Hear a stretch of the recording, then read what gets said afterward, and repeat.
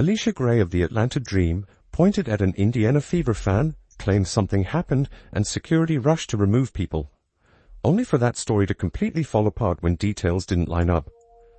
And while the Dream scrambled with mixed narratives, the Fever were too busy making history, snapping a playoff drought in front of a roaring home crowd. The contrast was clear. One side spinning a lie, the other side spinning the scoreboard. That's not just embarrassing, it's the perfect setup for a Game 3 showdown you won't want to miss. If you support the Fever, then comment, "I've got the Fever." Let's go. What exactly did Alicia Gray think she heard from the crowd that night? And why did it explode into such a mess? That's the part people still can't quite figure out, because almost immediately after she made her gesture toward the Indiana section, the story went in several different directions. On live TV, you saw her turn, point, and signal to security. A few fans stood up confused, and staff escorted them out while the broadcast quickly cut away from the camera. In that moment, it seemed like something big had happened. An accusation this bold in the middle of a playoff game set a tone that Atlanta wanted everyone to pick up on. Their star had been disrespected, their team had been wronged, and the focus needed to shift away from the scoreboard and onto the stands. She got a fan kicked out last night against the Indiana Fever, only for the fan to speak their piece to the security. Security found out, "Oh, you didn't say anything at all, actually. Yeah, come back to your seat. Let me just wipe that seat off for you here. Please, have a seat, ma'am." Alicia Gray played like absolute you-know-what last night, and decided to take it out on a fan. At first glance, you might think this was about some outrageous comment, something that would demand attention and removal. But the very next day, different outlets started describing it in completely different ways. Some described the interaction as nothing more than light heckling, the kind of thing every athlete hears during a tense game. Others hinted it was more personal and serious, though without offering clarity on what was actually said. That contrast immediately raised eyebrows. If you're going to remove fans from a playoff environment, shouldn't the details be consistent? Instead, what we had was a messy patchwork of descriptions, none of which matched what people inside the arena were sharing. This is nuts. By the way, security brought this couple back in and apologized to them. Alright, they removed the couple because they do it to let the players calm down, because it's clear these players aren't professionals. Here's what you owe us. You owe us at this point. Stop it. Stop it. So, she's now fully been exposed. Eyewitness accounts started trickling out, and that's when the foundation of Gray's version began to crack. One person who sat near the incident swore the fan had only shouted, "You're good, Lex." She's not even trying anymore, clearly directed as encouragement to Lexi Hull rather than anything nasty toward Gray. It wasn't vulgar, it wasn't threatening, it was standard sports talk. Yet somehow that benign comment managed to escalate to player frustration, a signal to security, and the distraction of removing paying fans from their seats. If that doesn't sound like a stretch, then what does? And let's get this account of the situation. The guy in the black hat yelled to Lexi, who was running to guard Gray, and said, quote, "You're good, Lex. She's not even trying anymore." Gray lost her shit and said some very nasty words to the guy and the people too next to him, because he said she's not even trying anymore. She can't handle that kind of heckling. Are you kidding me? Quit sports today. And this is where the entire narrative lost steam. Those fans who were removed, they didn't stay gone. Reports confirmed they were back in their seats later in the game, which says everything about how minor the offense truly was. If something serious had been said, security doesn't ask you to take a quick timeout before letting you waltz right back. By the end of the night, the optics were undeniable. It looks less like an issue of bad fan behavior and more like a player who couldn't handle basic home court heckling in the middle of a blowout. The guy did not say anything out of line whatsoever. They were let back in shortly after.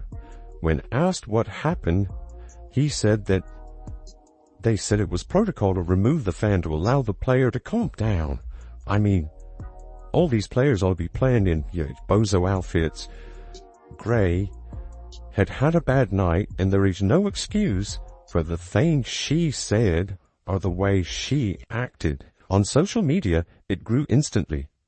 Clips of the ejection circled. The phrases Gray had apparently claimed quickly picked apart, and post-game chatter revealed how little sense it made. Fans pointed out inconsistencies. Commentators called it confusing. By Monday morning, the entire thing was labeled for what it appeared to be: a weak narrative to shift blame away from the Dream's poor performance. When you step back, the whole episode worked against Atlanta. The lie, as fans started branding it, didn't stick. People were more interested in the resilience of the Fever than in Gray's attempt to redirect attention. Instead of sympathy, it made the Dream look rattled while Indiana just looked tougher in every sense. And that's the perfect pivot, because while Gray was pointing to fans, the Fever were pointing to the scoreboard. And it was historic. With 5 players in street clothes, how did Indiana manage to look sharper, hungrier, and more connected than the Dream? That's the part that shocked a lot of people. Caitlin Clark had just been ruled out for the season, Sophie Cunningham was unavailable, Sydney Colson and Chloe Bibby were sidelined, and Ari McDonald couldn't go either. That's a chunk of your rotation wiped out, headlined by the player who brought national attention and completely changed ticket sales for the league. For most teams in that position, especially in a must-win game, the mood would have been deflated. For Indiana, it was the exact opposite. Think about the pressure for a second. Game 1 slipped away in Atlanta, which meant Game 2 at Gainbridge wasn't optional, it was do or die. Add to that the fact this was the first home playoff game the Fever had hosted since 2016. The last time they'd seen the postseason here, Tamika Catchings was still suiting up and Stephanie White was the one drawing up plays. You go from nearly a decade of absence, finally get a postseason game back, and then you lose your star. The tension was heavy, but the reaction from Indiana's roster showed something completely different than in Game 1. The atmosphere in the building matched the stakes. Red Now You Know shirts filled the lower sections, and the noise inside Gainbridge gave off the feel of a city hungry to make up for years of missing out. The crowd didn't just clap at big plays, they roared through defensive stands, responded to hustle moments, and carried themselves like they were a 6th player on the court. For a team short on depth, that extra energy became the difference. Even in the shoot-around, Coach White hammered it home. She said, "There's got to be a desperation that you play with, and a sense of urgency that you play with at all times. There's a certain desperation that has to come with how you play every possession. I didn't feel like in Game 1 we played with that desperate, mentality that we needed. Particularly when you look at 50-50 balls, when you look at how many times, we didn't get inside the 3-point line for a defensive rebound and the ball hit the floor and they were able to get it. Now there's got to be a desperation that you play with and a sense of urgency that you play with at all times. We didn't have that consistently for 40 minutes in Game 1. I expect us to have it here tonight." It wasn't lip service. She'd criticized the Game 1 effort for lacking intensity, and the players clearly heard her. They didn't give the refs any excuse to influence the game. From the first quarter, their body language was different. Quicker rotations on defense, stronger box outs, more willingness to share the ball. They didn't wait around for someone to carry them. They decided as a group it would take all of them. And then there was Caitlin on the bench. Instead, she was seen smiling, cheering, standing on every defensive stop. The team fed off that visible support. Rather than sulking over what they lost, they carried her energy onto the floor. That's how Indiana flipped a season-ending blow into one of the most uplifting nights in franchise history. It wasn't about who was missing. It became about who was willing to step up.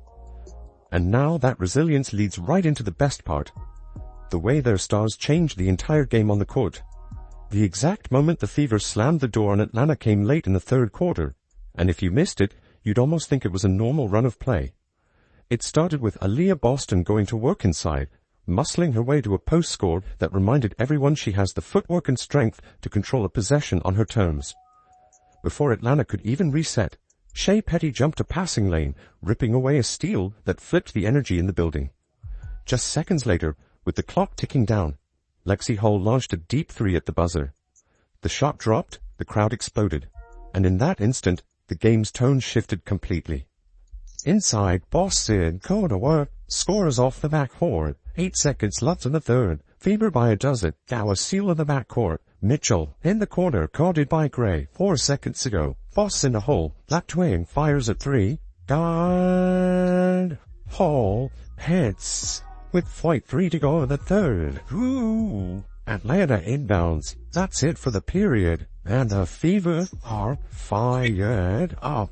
59-44 with 10 minutes to play. What had been a tense back and forth suddenly tilted one way, and Atlanta never recovered. Up until then, the Dream were hanging around. The margin hovered in single digits, and Indiana still looked vulnerable despite their effort. Atlanta needed just one small run to pull within reach.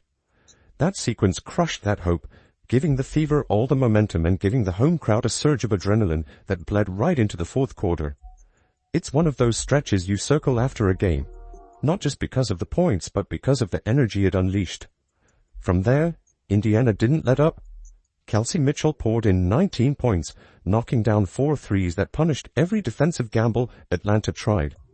When the Dream sagged to stop the paint, Mitchell made them pay from outside. When they pressed up, her quick first step burned them off the dribble. Then there was Lexi Hull, who did more than just hit that buzzer beater. She brought energy and lockdown defense on Gray, diving for loose balls and spacing the floor in ways that forced Atlanta to adjust. Hull got a side advantage on Jordan Canada so she can use her length, even though Jordan Canada hath advantage of quickness. Terrific top by Hull and a good find. It shot there by Cowpow. You'd ever think it the youngest player on the team that you could settle in on off it. But they're not getting the stocks you asked about. And don't overlook rookie Michaela Timpson. 9 crucial points in limited minutes. Composure beyond her years, and exactly the kind of lift you rarely get from a first-year player in a playoff atmosphere. The defense, though, is what sealed it. Atlanta, a team used to scoring much higher, managed just 60 total points. They shot under 38% from the field and finished a miserable 5 for 19 from behind the arc.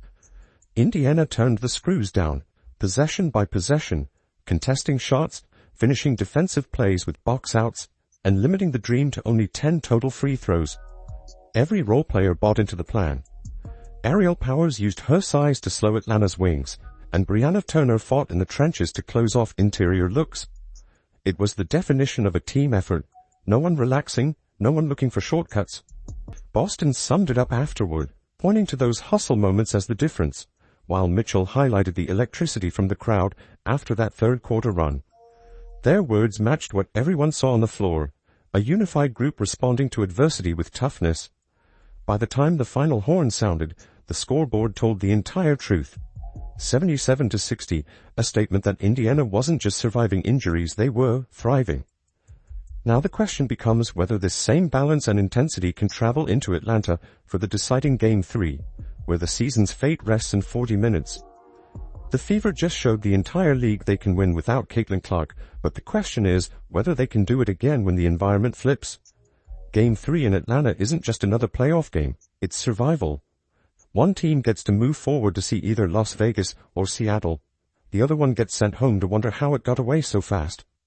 Every possession matters now. I mean, our aggressiveness, our attention to detail, our ability to contest without fouling, to be disciplined, in that area, I thought was huge. We played good enough defense down there, and our offense just couldn't get going, and we were able to get it going on both sides tonight. I continue to just be so proud of this group and their resilience, their toughness, and their ability to respond. For Indiana, the challenge tightens. Atlanta just came off one of their worst showings of the year. Only 60 points on 37.9% shooting, with a miserable 5 for 19 from 3. You can bet they're going to walk into their own arena looking to erase that memory. Desperation is the natural response after a blowout. And when you add in a home crowd that's itching to help them forget Game 2, Indiana has to be prepared for a far more aggressive look from the Dream. So how do the Fever handle it? They have to bring back that same suffocating defense. The assignment is clear. Limit Ryan Howard and Alicia Gray the way they did. Together, those two were stuck at just 19 combined points, a far cry from their output in Game 1. Without those buckets, Atlanta struggled to keep pace, and Indiana never let them back in. Replicating that effort isn't optional, it's survival. I think it would be a really good challenge for us. I think, obviously you want to win a game, and they want to win a game, so I think somebody has to lose and somebody has to win, obviously, but I think that we take tonight for what it is, and start mentally preparing right, once I hit 12 o'clock, and be able to go into what's important for Thursday. So like I said, it's a big opportunity tonight, but you gotta let it be the moment and let it, kind of feel you for Thursday, but you gotta move on. Matchups will play a huge role. Kelsey Mitchell has to maintain her rhythm against a perimeter defense that will put more pressure on her. Aaliyah Boston faces another heavy test in the paint, knowing Atlanta will feed their bigs more touches trying to drag her into foul trouble. And then there's Michaela Timpson. If her 9-point spot wasn't a fluke, repeating that kind of rookie poise in a deciding game could tilt the balance again. The elephant in the room is energy. With Clark, Cunningham, and others out, there's no margin to pace themselves. Can this short-handed group really push for 40 minutes in a hostile building? It might come down to X factors. Lexi Hull's timely shooting, Natasha Howard's two-way grind, Aerial Powers providing a boost defensively. All three could swing the night.